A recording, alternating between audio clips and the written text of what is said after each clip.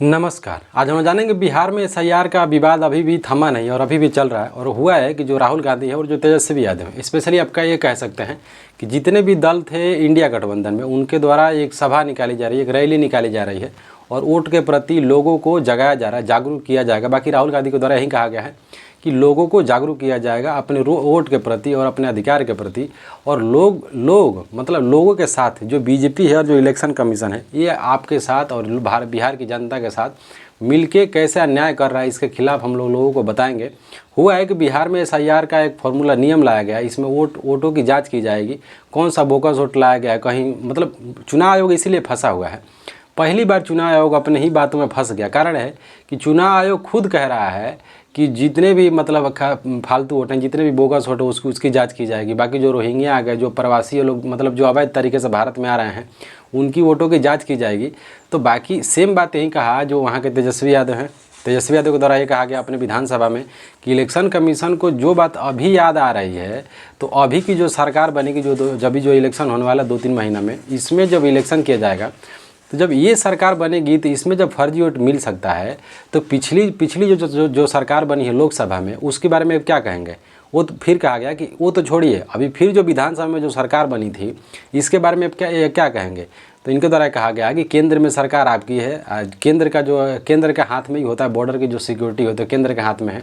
तो इतने लोग अवैध प्रवासी आ कैसे रहे, इसके बारे में जो केंद्र सरकार है, इसको खुद के अपने बारे में जांच करनी चाहिए। और खुद की गलती हमारे ऊपर थोप रही है। अभी और भी बातें कही गई हैं। इलेक्शन कमीशन के बारे में कहा जा रहा है बार बार कि इलेक्शन कमीशन को ऐसी क्या मजबूरी थी कि 2 से 3 महीने में इसको जल्दी पड़ी हुई है, एसआईआर लाया गया है और यहाँ पे वोटों की जांच की जाएगी। अब इलेक्शन कमीशन इतनी बुरी तरह से फंस जाए, कोई सोचा नहीं था। अब इलेक्शन कमीशन के द्वारा भी प्रेस कॉन्फ्रेंस किया जा रहा है और इनके द्वारा बार बार सफाई दी जा रही है। लेकिन इलेक्शन कमीशन एक संवैधानिक संस्था, अगर ऐसी बात है तो चढ़ जाना चाहिए सिर पे। अगर इलेक्शन कमीशन में गलती नहीं होती, अगर गलती नहीं है, तो इनको जितने भी विपक्षी दल बोल रहे हैं उनको जवाब दे। उनको जवाब तो छोड़िए ना, इनको अगर इलेक्शन कमीशन सही है तो उनको जो लोग बोल रहे हैं फालतू बात, उनके ऊपर कार्रवाई हो सकती है। तो इलेक्शन कमीशन को तो खुद ही चढ़ जाना चाहिए। लेकिन इलेक्शन कमीशन के भी बारे में जो पार्टियां विरोध कर रही हैं, वो इनके बारे में भी ऐसा बात बोल रहे हैं कि इलेक्शन कमीशन खुद भी जवाब नहीं दे रहा है। जैसे राहुल गांधी के द्वारा कहा गया कि जो चुनाव आयोग है, इलेक्शन कमीशन है, हमें सबसे पहले CCTV फुटेज दे, ऑडियो रिकॉर्डिंग दे, क्या हो रहा है क्या अंदर नहीं हो रहा है, वो भी हमारा जानने का अधिकार है। बात सत्य है, क्योंकि ट्रांसपेरेंसी का मतलब यही हुआ कि अगर आप क्या कर रहे हैं क्या नहीं कर रहे हैं, सब हमको ही पता होना चाहिए, आपको भी पता होना चाहिए। जब आप संवैधानिक रूप से सोचिए, एक प्रतिनिधि हैं, इतने बड़े दल का ये हाल है, तो हमारा और आपका हाल क्या करेगी सरकार, आप सोच सकते हैं। क्योंकि इन लोगों के द्वारा विरोध किया गया था। जब विरोध किए तो सबको बस में भर के सरकार क्या करी, भेज दी प्रशासन। तो सोचिए, जो लोग देश के इतने बड़े सर्वोच्च पद पे हैं, जो लोग इतने लोगों के बीच में प्रतिनिधि चुन के आते हैं, माननीय बनाया जाता है, उनके बारे में सरकार ये हाल कर रही थी, हमारे और आपके बारे में क्या करिए, आप सोच लीजिए। हुआ यह है। दूसरी बात है कि कहा गया है, जो राहुल गांधी के द्वारा कहा गया सोशल मीडिया पे, जैसे उनका मैसेज आया, उनके द्वारा कहा गया, मैसेज दिया गया पूरे लोगों से कि आप हमारा साथ दीजिए बिहार में, और हम 15 से 16 दिन तक मार्च निकालेंगे और इस मार्च में लोगों से मिलेंगे, लोगों के बारे में बताएंगे कि आपके साथ हुआ क्या है क्या नहीं हुआ। हुआ है कि जो इलेक्शन कमीशन है, जो वोटर लिस्ट बनाई गई है, इसमें बिहार में ऐसे लोग थे जो लोग को जो वोटर लिस्टों से मृतक घोषित कर दिया गया। मृतक घोषित कर दिया गया। उन मृतकों से क्या हुआ, क्या जो राहुल गांधी है वो मिलते हैं, चाय पिए, उनसे बात किए, उनकी जो बातें हैं उनको सुने। तो अगर आप इलेक्शन कमीशन सही है तो ये कैसे हो गया। सोचिए, कहा जाता है कि अगर इलेक्शन फेयर नहीं हुआ किसी देश में, चाहे अमेरिका हो गया चाहे ब्रिटेन हो गया, खैर अमेरिका में तो कोई चांस ही नहीं है, तो जितने भी विकसित देश हैं, अगर वहाँ पर फेयर इलेक्शन ही नहीं हुआ, तो सोचिए देश में जो नहीं बैठना चाहिए सत्ता पे बैठेगा, फिर उसका क्या हाल करेगा। बाकी सभा में राहुल जो तेजस्वी यादव हैं, तेजस्वी यादव के द्वारा कहा गया कि जो सरकार है आज आपके वोट का अधिकार छीन रही है, कल आपका राशन कार्ड छीन लेगी, कल आपका पढ़ने का अधिकार छीन लेगी, और भी जो राइट्स होगा वो छीन लेगी। ये तो भी शुरुआत है, अब आगे आगे देखी जाइए आपके साथ सरकार क्या करती है। अगर इस चीज़ से बचना है तो हमें सरकार के खिलाफ चलना होगा। खिलाफ क्या है, जो हमारा संवैधानिक चीज़ है, जो हमारा अधिकार है, उसके खिलाफ मतलब उसके प्रति आवाज़ उठाना पड़ेगा। नहीं उठाए तो हम पछताएंगे, आपके बच्चे पछताएंगे। आने बातें की गई, दूसरी मज़ेदार बातें कही गई लालू प्रसाद यादव के द्वारा। लालू प्रसाद यादव के द्वारा एक बात कही गई थी कि वोट का अधिकार मतलब गरीब, मतलब वोट का अधिकार, यानी जो बोले थे कि वोट का अधिकार मतलब ये होता है कि गरीब का शासन। यानी जो मतलब यही बोला गया था इनके द्वारा कि अगर कोई भी सरकार संवैधानिक बन रही थी, इसका मतलब ये है कि वो संवैधानिक सरकार है, वो गरीबों की सरकार है, क्योंकि अमीरों की जब सरकार बनाई जाएगी तो उसमें चोरी किया जाएगा। बाकी अन्य बातें बताई गई।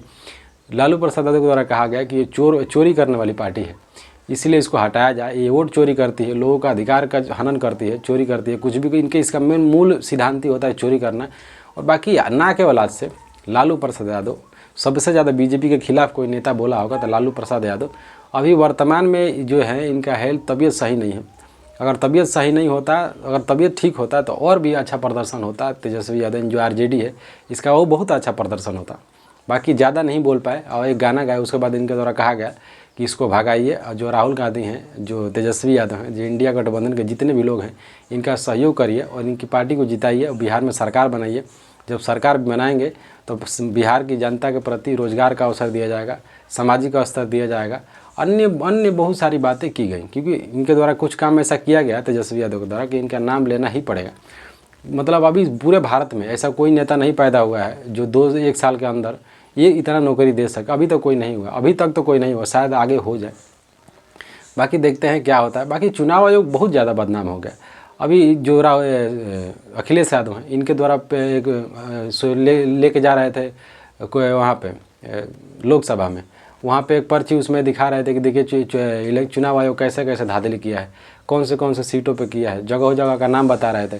बहुत कम मार्जिन से इनकी पार्टी हारी है, उसके बारे में भी बता रहे थे। इसका जवाब चुनाव आयोग क्या देगी? और तो छोड़िए ना, ईवीएम मशीन कितना ईमानदार हो सकता है। बाकी मायावती के द्वारा भी ये बात कही गई थी, लेकिन जब मायावती बोल रही थी तो लोग हंस रहे थे, मायावती हार गई हैं, अखिलेश हार गए हैं, तो इस सब का मजाक बना रहे हैं। हरियाणा में एक जगह है, वहाँ पे एक व्यक्ति थे, चुनाव होता है तो मान लीजिए कोई व्यक्ति ए हो गया, बी हो गया, ए और बी मिल के चुनाव लड़े, तो ए को जीत मिल गई और बी हार गया। तो बी जब हारा था तो उसको क्या हुआ, उसके अंदर एक भावना थी कि हम हो ना हो, हमारे साथ गलत हुआ है, कुछ तो गड़बड़ी हुई है, हम हारे नहीं हैं। वो केस चलते चलते लगभग एक या 1.5 साल की बात है, ज़्यादा भी हो सकता है, एग्जैक्ट डाटा हमें नहीं पता। तो जब समय आया तो सुप्रीम कोर्ट में गया, न्यायालय में जब ये मामला गया तो न्यायालय बोला कि काम करो, जो ईवीएम से इलेक्शन हुआ तो उस ईवीएम को लाओ। जो उस ईवीएम की जांच की गई, जब वोटों की जांच की गई तो पता चला कि बी हारा नहीं था, बी को हराया गया था। तो उनको बाद में उनको प्रधान बनाया गया है। तो है ऐसी समस्या। बाकी चुनाव आयोग को अपने जो व्यवस्था उस मंथन करना चाहिए, क्योंकि देश में ऐसी चीज़ हो जाएगी तो देश हमारे बारे में क्या सोचेगा क्या नहीं सोचेगा। बाकी देखते हैं इसका रिजल्ट क्या होता है क्या नहीं, क्योंकि इसका रिजल्ट तो बीजेपी को खामियाजा इसको तो भुगतना पड़ेगा। और चुनाव आयोग को सीधा लोग बोल रहे हैं ना, चुनाव आयोग के ऊपर तेजस्वी यादव डायरेक्ट ये बात बोल रहे हैं कि चुनाव आयोग बीजेपी के साथ मिलकर काम कर रहा है। साफ बोला जा रहा है। इस चीज़ का तो कटाक्ष करना चाहिए चुनाव आयोग को, इलेक्शन कमीशन को, कि नहीं हम ऐसी नहीं, क्योंकि संवैधानिक संस्था है। अगर ये बात साबित हो जाता है तो बड़ी दुर्दशा होने वाली है चुनाव, क्योंकि अब आप भी किए वो भी करेगा। बाकी ईवीएम मशीन में देखते हैं क्या होता है क्या नहीं। नमस्कार, जय भीम, जय भारत।